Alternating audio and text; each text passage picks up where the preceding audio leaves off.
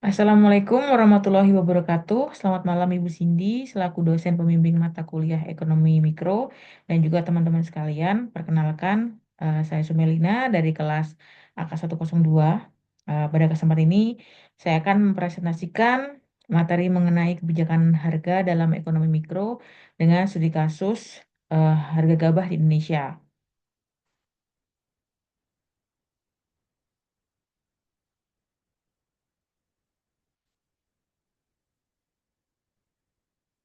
Pada presentasi ini, saya akan membahas bagaimana kebijakan harga bekerja dalam teori ekonomi mikro dan bagaimana penerapannya pada komunitas gabah melalui penetapan harga pembelian pemerintah atau HPP.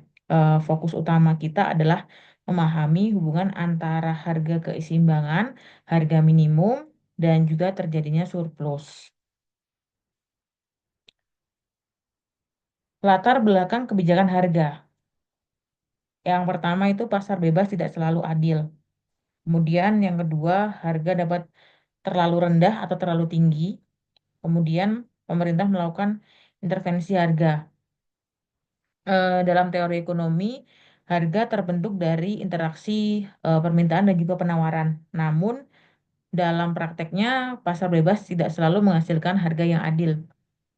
Harga bisa terlalu rendah sehingga merugikan produsen dan juga mungkin terlalu tinggi sehingga memberatkan konsumen tentunya. Nah, dari situ pemerintah itu terkadang melakukan intervensi harga agar keseimbangan dan juga itu bisa melindungi pihak-pihak tertentu. Seperti mungkin kalau di gabah ini kan petani dan juga para konsumennya.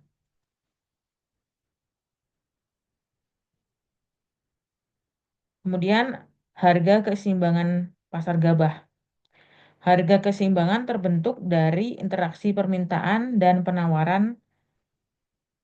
Kemudian yang kedua, pasar stabil tidak terjadi surplus atau kekurangan. Di sini contoh kasusnya sudah saya isikan di sini. Nah, di sini saya juga tampilkan kurva dan juga grafik yang menunjukkan adanya titik keseimbangan tersebut.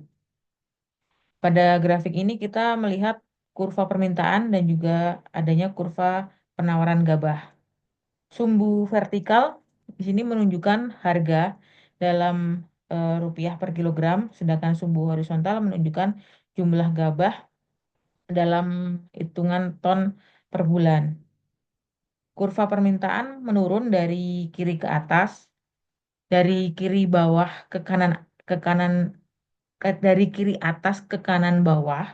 Itu artinya semakin tinggi harga, semakin sedikit juga jumlah yang diminta. Kemudian kurva penawaran naik dari kiri bawah ke kanan atas, artinya semakin banyak produsen bersedia menjual. Jadi semakin tinggi pula harganya. Atau semakin, sorry, saya ulang berarti semakin tinggi harganya, semakin banyak pula produsen itu bersedia untuk menjual.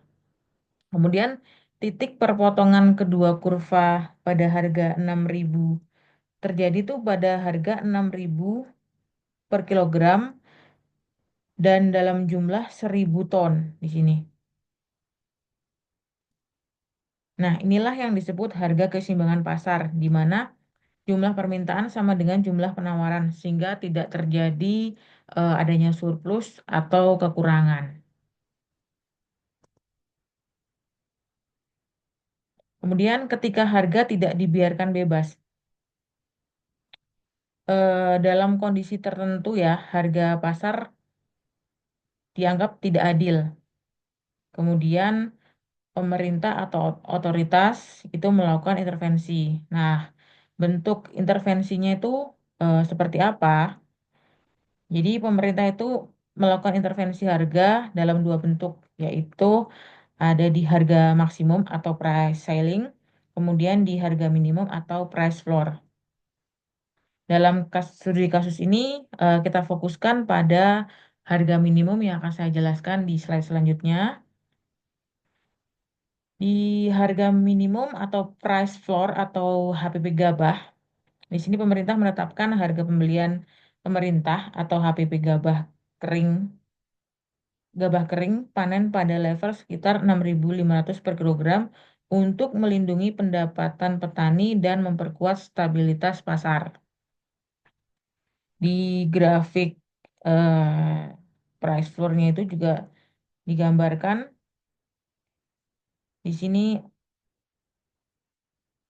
ada HPP yang ditetapkan pemerintah di harga 6.500 per kilogram. Titik keseimbangan ada di harga 6.000.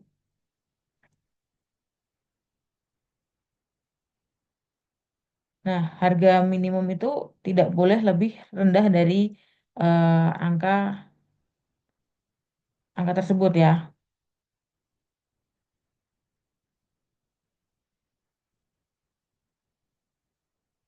Kemudian juga harga minimum juga harus berada di atas harga keseimbangan agar efektif. Kemudian apa sih dampak dari harga minimum itu?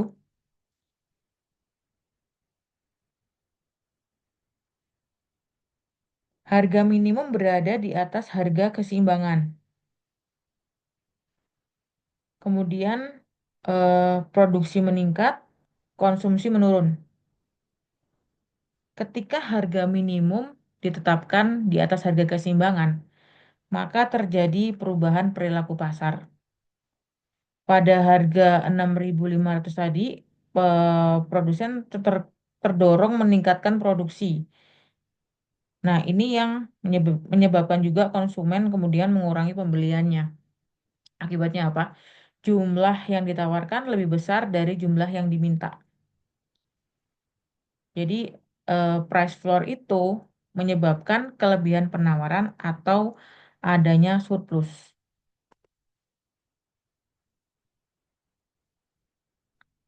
Kemudian, saya jelaskan juga ada simulasi price floor dan juga surplus gabah di sini. Dalam simulasi ini, jumlah penawaran atau QS sama dengan 1.300 ton, jumlah KID-nya di 700 ton, dan juga surplusnya ada di 600 ton. Surplus 600 ton itu artinya ada 600 ton gabah yang tidak terserap oleh pasar. Nah, ini jika tidak dikelola, surplus ini bisa menimbulkan masalah seperti penumpukan stok atau penurunan kualitas. Di sini 600 kan berarti dari 1.300 dikurangi 700 ton ya. Atau surplus itu adalah selisih antara QS dan QD pada harga minimum. Kemudian dari surplus gabah ini, apa sih peran pemerintah supaya mengatasi surplus ini?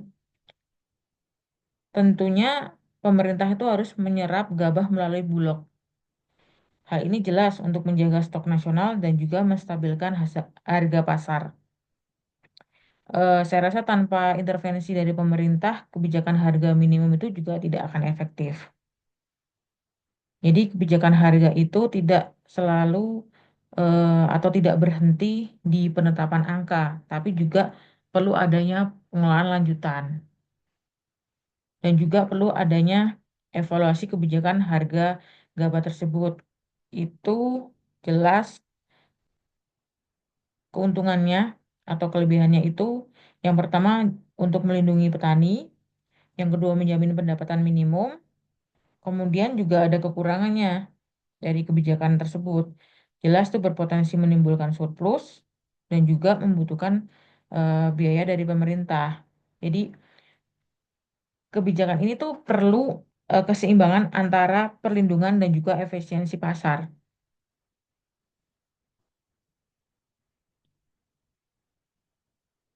Kesimpulan yang dapat saya jabarkan yaitu yang pertama, gabah merupakan contoh nyata kebijakan penerapan penerapan kebijakan harga dalam ekonomi mikro di Indonesia. Kemudian penetapan HPP di 6.500 per kilo itu berfungsi sebagai price floor untuk melindungi petani. Kemudian juga kebijakan harga minimum itu juga eh, berhasil menjaga produksi, tetapi menyebabkan surplus karena produksi melebihi konsumsi. Kemudian yang keempat, peran pemerintah sangat penting dalam menyerap dan mengelola surplus agar pasar tetap stabil. Kebijakan harga minimum tuh efektif itu melindungi petani, tetapi juga harus disertai pengelolaan yang baik agar tidak menimbulkan ketidakseimbangan pasar. Kemudian saya juga tampilkan daftar pustaka dalam pemaparan PPT saya ini. Demikian pemaparan saya mengenai kebijakan harga dalam ekonomi mikro dengan studi kasus gabah di Indonesia. Eh, Semoga bermanfaat untuk kita semua. Terima kasih atas perhatian Ibu Cindy dan juga teman-teman semua. Akhir kata, wassalamualaikum warahmatullahi wabarakatuh.